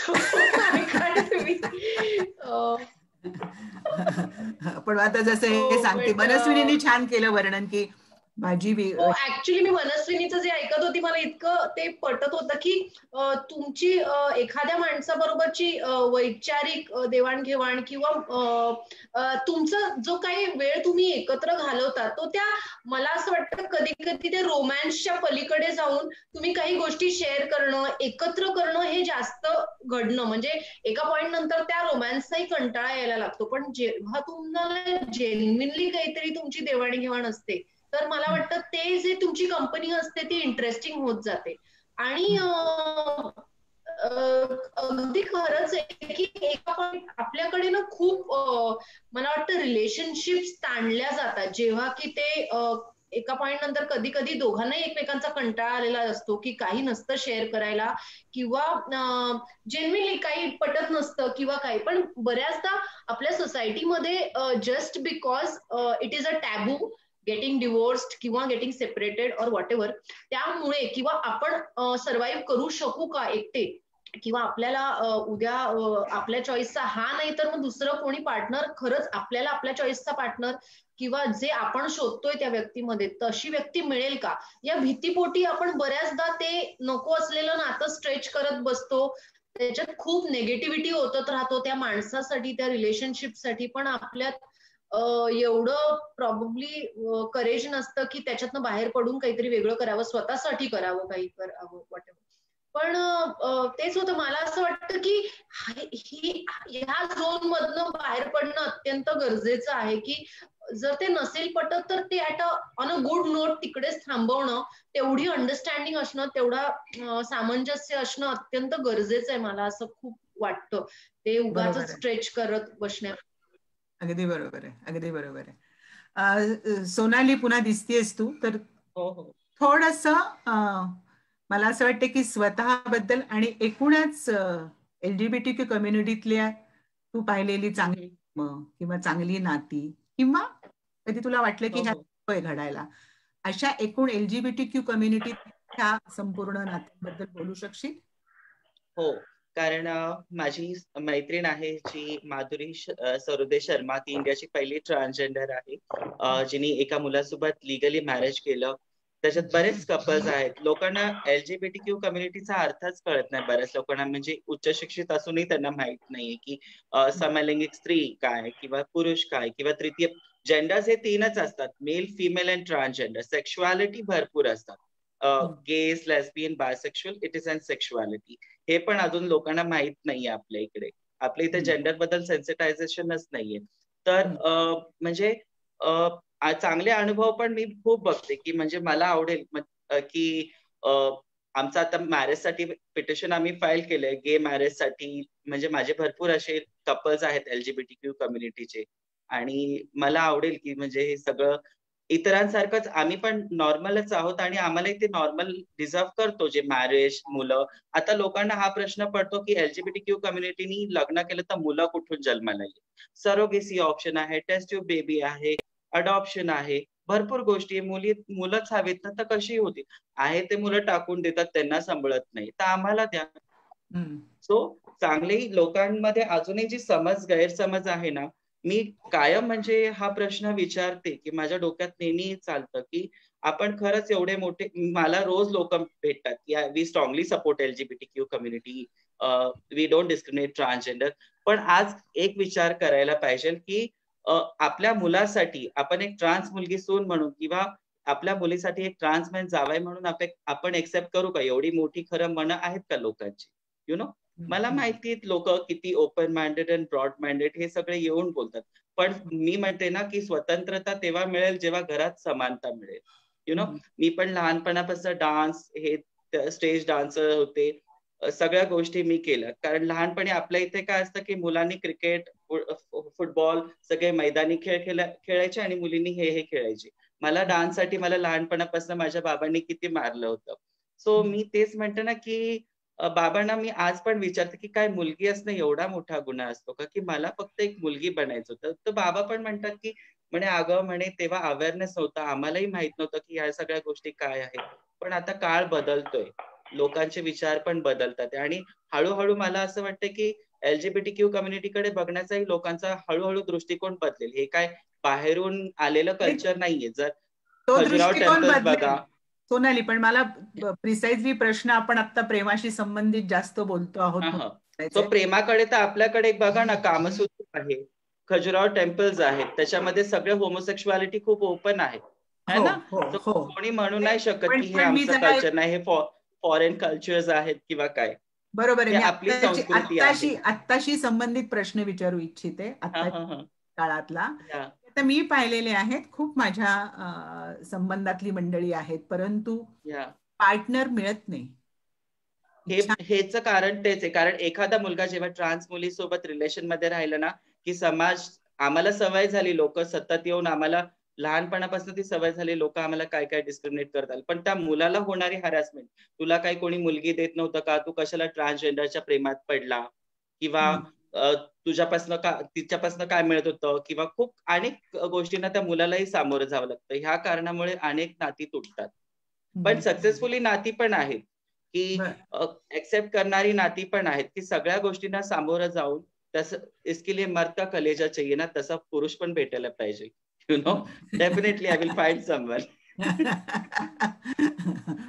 मी तर तेच म्हणते की स्वतःला जे पुरुष आणि पॅट्रियार्की आणि हे सगळे समजणार आहेत ना, एक्सेप्ट करायला शिका पहिली गोष्ट. यु नो, तेव्हा खऱ्या अर्थाने तुम्ही पुरुष सिद्ध होता. फक्त बोलून पुरुषार्थ आणि मॅन इगोन, ते मॅन ऍटिट्यूड दाखवण्यापेक्षा तुम्ही एक्सेप्ट करा. यु नो, हे पहिली गोष्ट महत्वाची. बरोबर आहे. आपण थोडस प्रेमातलाच एक वेगळ्या भागाकडे जाऊया, तो म्हणजे भांडण. भांडणाची तीव्रता प्रत्येकाच्या आयुष्यामध्ये काय पद्धतीने येते, किती भांडता, बाबा दिवसातनं एक भांडण होतच, 4 दिवसातनं एक होतं, आणि ते किती टिकतं, छोटी भांडणं किती, मोठी भांडणं किती, भांडणानंतरचं प्रेम. सो पहिलं भांडण आठवतंय का रे उमेश तुला जयश्रीशी कधी झालं? हो, मला तशी इंटरेस्टिंग स्टोरी आहे. मी बॅक स्टोरी सांगत नाही, फक्त भांडणाच्या संदर्भात सांगतो की तर आम्ही असं ठरवलं की आम्ही मागं पण बोललो होतो की आपण भांडण करायचं नाही दोघांनीही, आणि आमचं भांडण लिटरली 1 ते 1.5 मिनिटात संपतं मोजून. म्हणजे की समजा ती भांडायला लागली, काही एखाद्या पॉईंटला भांडायला लागली, तर मग मी समजून घेतो, मी थांबतो, थोड्या वेळानंतर मी सांगतो की हे बरोबर आहे किंवा चुकीचं, किंवा ती पण तसंच करते. मोस्टली मीच थांबतो, पण मुद्दा असा होता की तीही करते. तर पहिल्यांदा आम्ही मुंबईत ज्यावेळेस आलो होतो त्यावेळेस भांडण झालं आमचं, आणि 1-1.5 मिनिटात संपलं. लक्षात आलं की आपण भांडून काय तसा उपयोग नाही, कारण मुद्दे आपले संपणार नाहीत.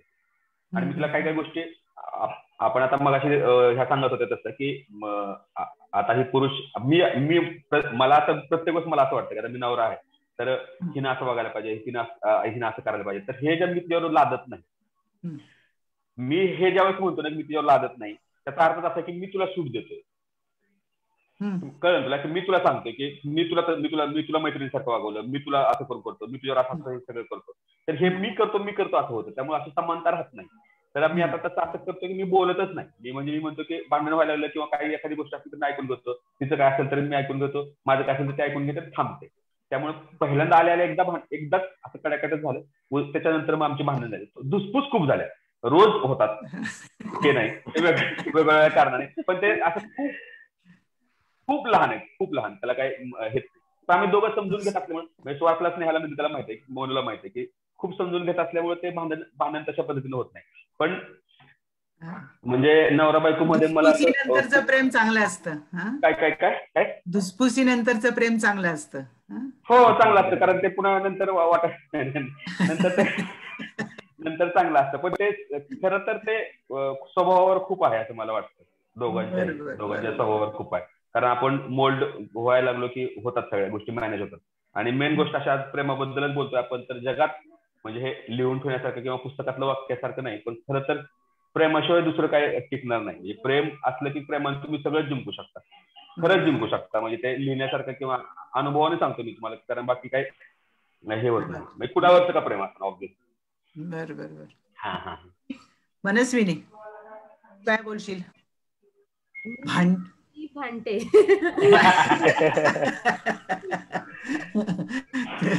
भांडते काय विषय काय असतात भांडणाचे?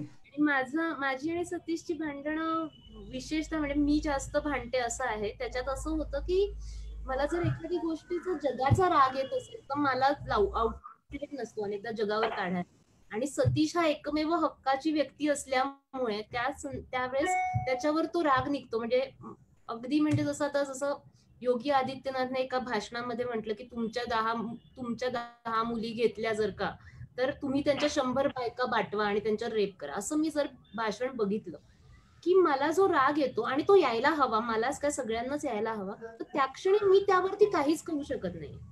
तर अशा वेळेस मग मी काहीतरी छोट्याशा गोष्टीमुळे सतीशवर चिडते. असं ते होतं की मला मोस्टली जी आमची भांडणं होतात त्याचं आता आमची खूप कमी झाली भांडणं, आम्ही काय झाली कमी माहित नाही कशी, पण जनरली भांडणांचा विषय हा बाहेरचा असतो, किंवा सतीशचाही जेव्हा तो त्याच्या विचारात असतो आणि त्याचं तो काहीतरी करत असेल, तर जेव्हा तो कुठल्या तरी गोष्टीने डिस्टर्ब असतो तेव्हा आमच्यामध्ये क्लॅशेस जास्त होतात किंवा भांडणं जास्त होतात, असं माझ्या लक्षात आलंय. आणि मला असं वाटतं की त्याचं कारणही असं आहे की आपल्याकडे आउटलेट्स नाहीयेत. आपण ज्या गोष्टीचा आपल्याला राग येतो किंवा आपल्याला व्यक्त व्हायचंय ते आपण अनेकदा, म्हणजे मला हे किती वाटलं तरी मला ते त्या क्षणी मी सिरियल करत असेल तर मला त्यातनं नाही ते व्यक्त करतायत. मला टेलिव्हिजन मध्ये दाखवताना ते गुडीच रिलेशन, आणि तसं जेव्हा मला लिहावं लागतं तेव्हा मला त्रास होणार ऍज अ कलाकार. मला त्याचा त्रास होणार की अरे हे सगळं खोटं आहे, हे असं का बरं मी स्त्रीला दाखवायचं दरवेळेस. मग त्याचा किंवा जसं आता सोनाली म्हणाली की ट्रान्सजेंडर एक नॉर्मल व्यक्ती आहे, असं तुम्ही नॉर्मल व्यक्ती म्हणून कॅरेक्टर तुम्ही फिल्म मध्ये सिरियल मध्ये का नाही आहेत ते कॅरेक्टर्स, किंवा का नाहीये की आपल्याकडे इतकं टाईप हे आहे की म्हणजे टेलिव्हिजनला तर आहेच पण अगदी फिल्म्स मध्येही आहे की आपल्याला ते बदलता येत नाही याचा जो त्रास होतो ऍज अ कलाकार, ऍज अ व्यक्ती. तर मला वाटतं तुम्ही तसं तुमच्या घरात तो निघतो कारण दुसरा तुम्हाला काही पर्याय नसतो. तर आमची पिढी मोस्टली अशी होतात, पण ती मिटतातही. एकदा मला आठवतं की एकदा मला खूप राग आला आणि मी घरातनं, ते मला वाटतं उमेश आणि सुहासला माहिती असेल हा किस्सा, की मी रागात निघाले आणि बाहेरून कडी लावली आणि मग मी खाली जाऊन थांबले खिडकीपाशी. तर खिडकीत सतीश आला आणि मला असं वाटतं त्याने माझ्या मागे यावं, पण कडी बाहेरून लावली होती. आला नाही बोलवलं म्हणून शांत झाले. चांगला हा किस्सा. हा सोनाली, हा तू सांग ना तुमच्या भांडणांबद्दल. गेला पुन्हा हिचा आवाज. हा बोला ताई. तर तुमच्या नात्यांमधल्या भांडणांबद्दल, कशा पद्धतीची भांडणं होतात, ती कशी मिटतात, काय घडतं? म्हणजे मी पण स्वतः भांडकुदळीच आहे. म्हणजे भांडण मला म्हणजे प्रत्येक नात्यामध्ये जसा गोडवा असावा तसा तिखटपणाही असावा असं मला वाटतं. बर, मुद्दाम तिखट. हा हो येतोय. मुद्दाम तिखटपणा निर्माण करतेस का? मुळात म्हणजे टाइम स्पेंड करणं, की मी एखाद्या व्यक्तीवर मनापासून प्रेम करते. ठीक आहे, माझे प्रोफेशनल लाईफ वेगळे आहे. आयुष्यात मलाही माझा वेगळा वेळ हवाय, मला क्वालिटी टाइम स्पेंड करायचा आहे. ह्या सगळ्या गोष्टी मलाही, मी डिझर्व करते ह्या सगळ्या गोष्टी. मग त्या गोष्टी नाही मिळाल्या की माझी चिडचिड होती त्या नात्यामध्ये. म्हणून हे सगळे जास्त वाद होतात, की समोरचं पार्टनर पण त्याच्या लाईफ मध्ये बिझी असतो, मी माझ्या लाईफ मध्ये पण थोडा वेळ पण काढायचा. बरोबर. वंदिता, तुला प्रश्न खरं माझा असा आहे की तुझ्या आजूबाजूला असणारी कपल्स खूप आहेत, मला माहिती आहे. म्हणजे इथे आता उमेश जयश्री तू पाहतेस किंवा सुहास नेहालाही पाहतेस, त्यांची भांडणं तीव्र पाहणं, ह्या दोघांची असं नाही, अजूनही अनेक जण तू पाहत असशील. आणि तुझ्या प्रयत्नांनी अशा कुणाच्या भांडणांमध्ये मिटवण्याचे तू प्रयत्न केलेत का कधी?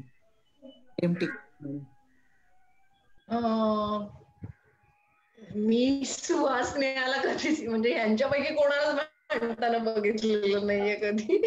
कारण की पण बाहेर बाहेर बाहेर कोणाचं नाही, पण बाहेर एकदा झालेलं माझ्या खूप खास मित्राचं आणि त्याच्या गर्लफ्रेंडचं भांडण झालेलं आणि मी त्याच्यात पडले आणि नंतर ते खूप माझ्यावरच उलटलं. तर तेव्हापासून मी बंद केलं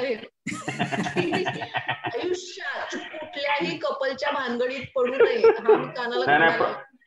प्रॉब्लेम काय होतो की आपण, सुषमाताई, प्रॉब्लेम काय होतो की आपण सोडायला जातो भांडण, आपण सोडायला जातो एक जणाची बाजू घेऊन की बाबा तू आणि थोड्या वेळाने ते लोक एक होतात आणि आपण बाहेर पडतो. आपण सांगतो अरे हा नाही बरोबर आहे, कारण ते करायला पाहिजे ना. ते असे तसे मस्त अनुभव आहे. असा अनुभव आहे. मला वाटतं सुषमाताई, भांडणं ही फार गरजेची आहेत in a relationship, as long as त्याचे रिमोट कंट्रोल्स आपण हातात ठेवतो. ते कुठे थांबायचं आणि काय. कारण की जसं मनस्विनी म्हणाली, भांडणं हे खूप आउटलेट असतं. It is a way of your expression, communication, तुम्हाला काय वाटतंय काय नाही. Because I have been in a relationship जिकडे समोरचा माणूस भांडायचाच नाही आणि फार एक गुडी गुडी पिक्चर निर्माण होतं त्या माणसाचं आणि दुसरा माणूस फार वाईटात पडतो. पण whereas it is a way of expression, की तुम्हाला काय वाटतंय तुम्ही एक्सप्रेस करता, मोकळे होता, त्याबद्दल तुमची मतं मांडता. आणि ते अत्यंत गरजेचं आहे मला वाटतं. की हॅलो, हा बोल ऐकू येते. बोल माझा आवाज? हो येतोय आवाज येतोय. मला असं वाटतं की जेव्हा तुम्ही ओपनली एक्सप्रेस होत नाही, त्याशिवाय तुम्ही माणूस म्हणून कसे आहात किंवा तुम्हाला काय वाटतंय हे समोरच्याला कळतच नाही आणि ते एकमेकांबद्दल समजून घेणं अत्यंत गरजेचं आहे. आणि शेवटी तो तुमचा आउटलेट आहे आणि ते तुम्ही तुमच्या जवळच्या व्यक्तीकडे नाही ओपन अप होणार किंवा त्याच्याकडे नाही एक्सप्रेस होणार, तर ते कोणाकडे होणार. मला असं वाटतं की ऍज लॉंग एज तुम्हाला माहितीये की कुठे थांबायचंय किंवा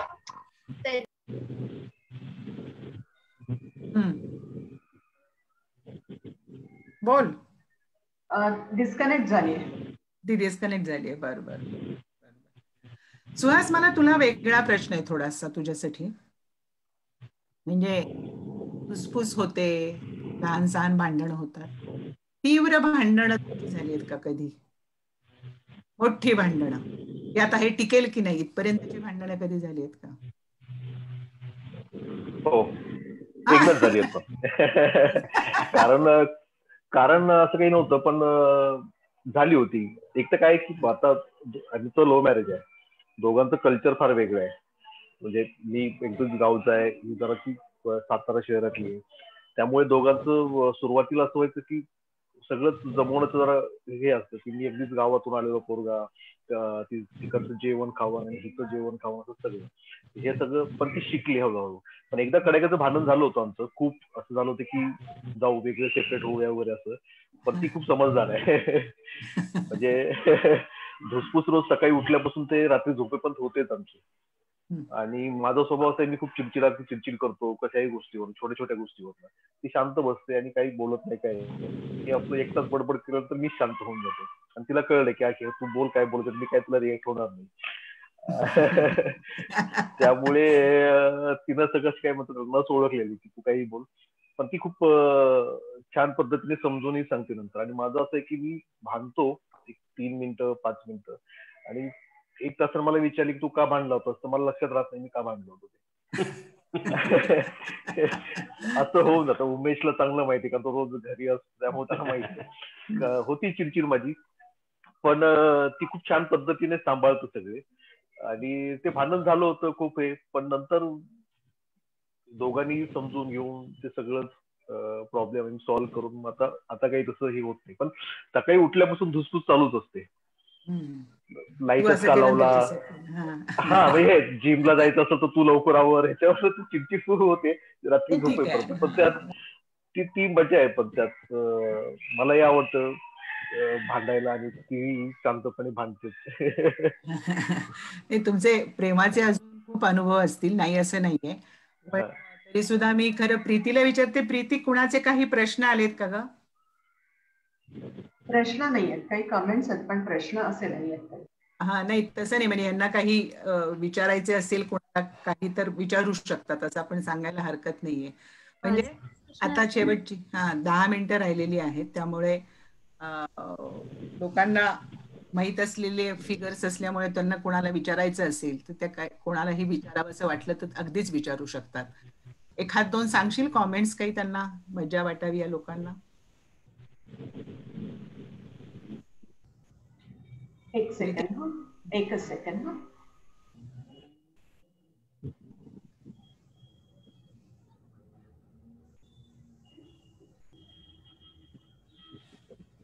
कमेंट्स मध्ये असं आहे की म्हणजे थम्स अप बऱ्याच कमेंट्स आहेत. एकांनी म्हटलंय जितका विश्वास आणि कनेक्ट जास्त तितका कमी वेळ पण पुरतो, म्हणजे कदाचित कमी वेळ एकत्र असलेलं पण पुरतं असं त्यांना म्हणायचं असेल. रोजची कामं सोबत करताना खुसखुशीत गप्पा झाल्या की वेगळं सारखं गळ्यात पडायलाच पाहिजे असं काही लागत नाही. दिसत आहेत मला इथे. बर नाही एवढ्याच. बर. ठीक आहे, मग पुन्हा आपण तुमच्या सगळ्यांकडे वळूया. सोनाली. हो बोला. सोनाली, येत ऐकू? मुद्दा असा की काल आपण जेव्हा बोलत होतो तेव्हा अनेक मुद्दे बोलत होतीस प्रेम ह्या विषयाला धरून. आज तुझा मध्ये आवाजच जात असल्यामुळे आणि कनेक्टिव्हिटीचा इश्यू असल्यामुळे जाता आहे. पण नेहमीच मला हा प्रश्न पडतो की मगाशी तू म्हणलीस त्या पद्धतीने ही सगळी माणसं आहेत, सेक्शुअलिटी मधला फरक नाही आहे, तरीही एक वेगळ्या पद्धतीची वागणूक सातत्याने मिळते. मला जाणवणारा अजून वाटतो LGBT मध्ये म्हणजे असं आहे की आपल्याला हवं ते प्रेम मिळणं हाही खूपच मोठा, मगाशी तू त्याच्यावरही थोडंफार बोललीस, तोही मोठा प्रश्न असतो. मिळतच नाही पार्टनर, अशाही पद्धतीच्या मी खूप किस्से ऐकलेले आहेत. खूप केसेस आहेत. आणि एकूणच संपूर्ण माझं म्हणणं की आपल्या प्रेमाबद्दल बोलताना तू घरात राहतेस किंवा तुझ्या आई वडिलांशी मला कनेक्ट आहे, पण तू अनेक जण पाहिलेले असतील की ज्यांना प्रश्न निर्माण झाले असतील घरात वागण्याचे, बोलण्याचे. त्यांचे काही तू सांगू शकतेस, लोकांबरोबर शेअर करू शकतेस? माझ्या पहिला मी घरातला सांगेल. तो मी माझ्या आईला जेव्हा मी हा प्रश्न विचारला की कारण प्रत्येक गोष्टी आपण फॅमिलीशी डिस्कस करावं, तर माझ्या आईला मी हा प्रश्न विचारला की इन फ्युचर तुला काय वाटतं, मी लग्न करावं की नाही करावं? तर माझी आई म्हणाली, हे बघ सोनाली, कसं असतं माहिती का, प्रत्येक व्यक्तीला एक पार्टनर असावा. आम्ही किती दिवस पुरणारे आहोत, तर तुलाही कोणतरी हवंय.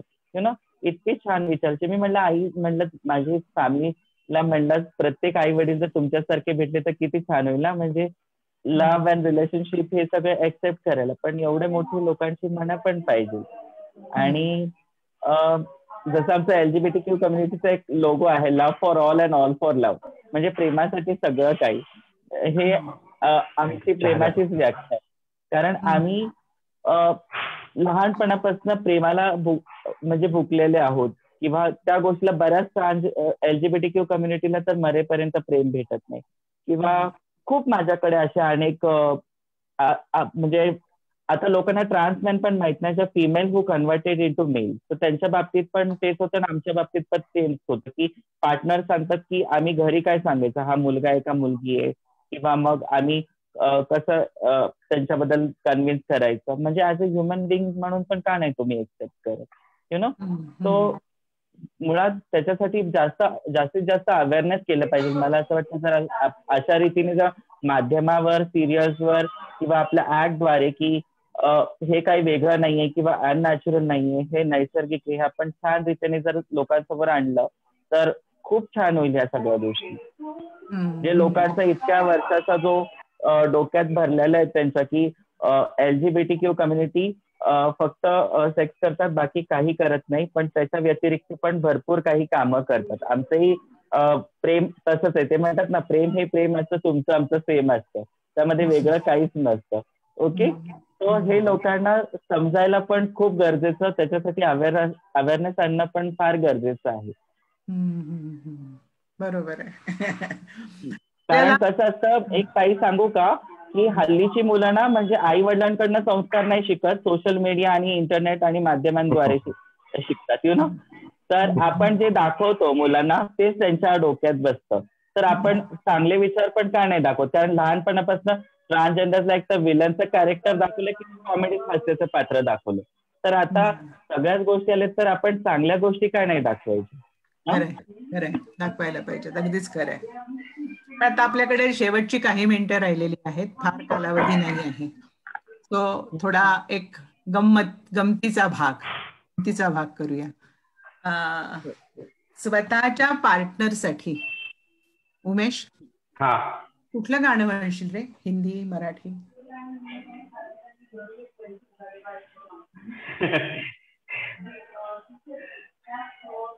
नाही सुचत आहे? मी सुचवून म्हणतो. मला म्हणता येणार नाही पण मी आठवतो. मला म्हणता येणार नाही पण आठवतो म्हणतो. सुहास बॉम्बे मधलं मला आवडतं. जे पहिलं आमचं सुरू झालं प्रेम प्रकरण, त्यावेळेस ते गाणं, माझा काही आवाज फार बरा नाही, पण ते तू ही रे नावाचं गाणं आहे, ते त्यासाठी मी गायलं होतं. अरे मग गायलं होतं म्हणजे सॉरी बोललो होतो. गाणं नाहीये ते कधी असं झालं तर ऐकतो आम्ही दोघंही. मनस्विनी आहे का? मनस्विनी पण गेलेली दिसते. दिसते आहे. आता दिसलीस. सतीश म्हणतो का तुला कुठलं गाणं आहे एखादं?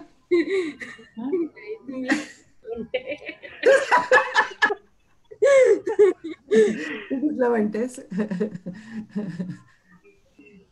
लग्न आम्ही जेव्हा केलं होतं, हे सुहास आणि उमेशला आठवत असेल, आमचं जेव्हा लग्न झाल्या 2-3 दिवसांनी आमचा प्रयोग होता माझ्या वाटणीचं खरं खुरचा इथे NCPA ला.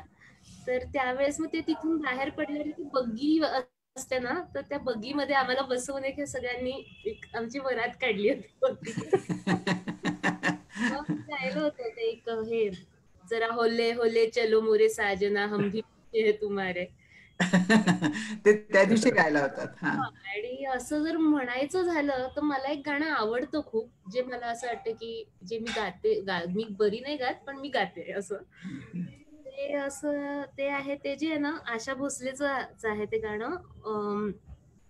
हम राज हम ख्याल तो हो हम नजर बनो, तय होगा जिंदगी का सफर हम सफर बनो. तर ते जे आहे ना की हम राज हम ख्याल तो हो हम नजर बनो, तर ते असं मला आवडतं. म्हणजे ते गाणं लिहिलंही छान आहे आणि ते जर पार्टनरला हवंच असेल, गायचं असेल तर हे चांगलं गाणं आहे असं मला वाटतं. तू गातेस म्हणजे हे मध्येच कधीतरी? मी मध्ये मध्ये गाते.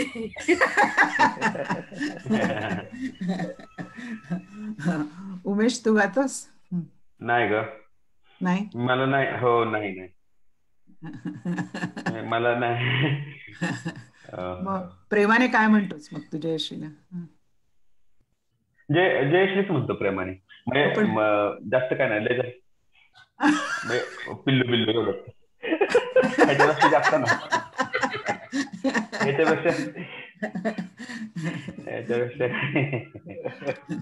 सोनाली, प्रेमाचं गाणं कुठलं तुझं? बोल बोल बोल. मला गाणं, मला गाणं नाही एवढं येत. I am very poor and bad in singing. पण गाण्याची ऐकायची मला फार आवड आहे. स्पेशली मला असं वाटतं की जेव्हा पण अशा प्रेमाच्या भांडणं बिंडणं होतात, sad, instead of listening sad songs, मी मस्त असे काय म्हणतात धुवाधार धमाकेदार सॉंग्स ऐकते, जेणेकरून माझा सगळं स्ट्रेस निघून जावं. जे काही नेगेटिव्ह विचार असतील ते सगळे नेगेटिव्ह वाईब निघून जावे आणि आपल्या लाईफ मध्ये मस्त राहावं, हे मला वाटतं. म्हणजे specially club songs and party songs मला ऐकायला आवडतात. मग असं जर काही खूप टेन्शन झालं आणि खूप डिप्रेशन मध्ये गेले तर. बर बर बर. पण प्रेमाचं कुठलं आवडतं गाणं नाही माहिती, आठवत आहे? प्रेमाचं गाणं तर मी तर तेच म्हणेन, जब कोई बात बिगड़ जाए, जब कोई मुश्किल पड़ जाए, पुढे देना मेरा तेच मला आवडतं. नंदिता आहे का? गेली नंदिता, गायब झाली. अरे नंदिता गायब झालेली आहे. आपली वेळ संपलेली आहे, पण तरी सुद्धा म्हणजे मी आज ठरवलं होतं असं की गंभीर चर्चांकडे नाही फार वळायचं, कारण आपण व्हॅलेंटाईन डेच्या निमित्ताने जर प्यार पे चर्चा करतो तर ती पण जरा प्यारच्याच पद्धतीने होऊ दे. त्याच्यामुळे असं खूप ह्याच्यात गंभीर प्रश्न येऊ शकतात आणि खूप गंभीरही त्याला एक भाग आहे, त्याचे काही तुम्ही सात पडसाद दिलेत नाही तसं नाही, पण ते आपण प्रेमातच सगळ्या गोष्टी घेऊन आपण आज बोलाव्यात असं साधारण डोक्यात होतं. म्हणून म्हणजे आपण या पद्धतीने आज चर्चा पुढे नेण्याचा प्रयत्न केला.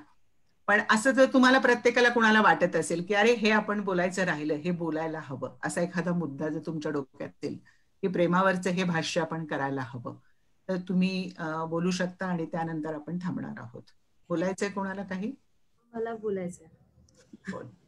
मला आपण ऑलमोस्ट सगळं कव्हर केलंय, पण मला असं वाटतं की प्रेमाकडे आपण खूप नॉन जजमेंटल पद्धतीने बघायला पाहिजे. आणि मला 2 उदाहरणं, फक्त एक प्रेमाचीच उदाहरणं द्यायची आहेत. एक म्हणजे ज्योतिराव फुले आणि सावित्रीबाई फुले यांचं आपल्याला माहिती आहे की त्यांना मूल होत नव्हतं, तर त्यांच्या आई वडिलांनी सांगितलं की आता तू दुसरं लग्न कर बाबा, कशाला तू सावित्री बरोबर राहतोस. तर ते म्हणाले की ठीक आहे मी करेन, तुम्ही सावित्रीचं पण दुसरं लग्न लावा.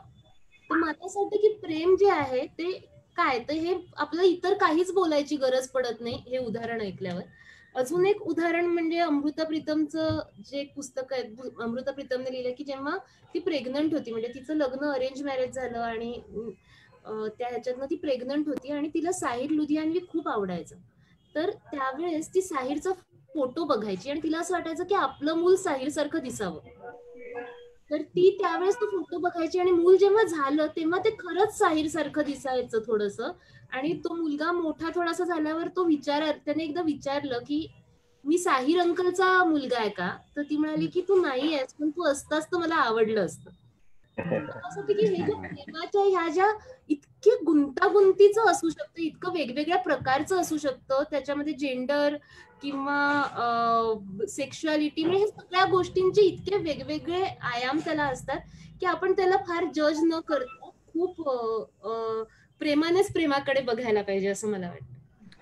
एकदम छान. सोनाली, तुला काही म्हणायचंय?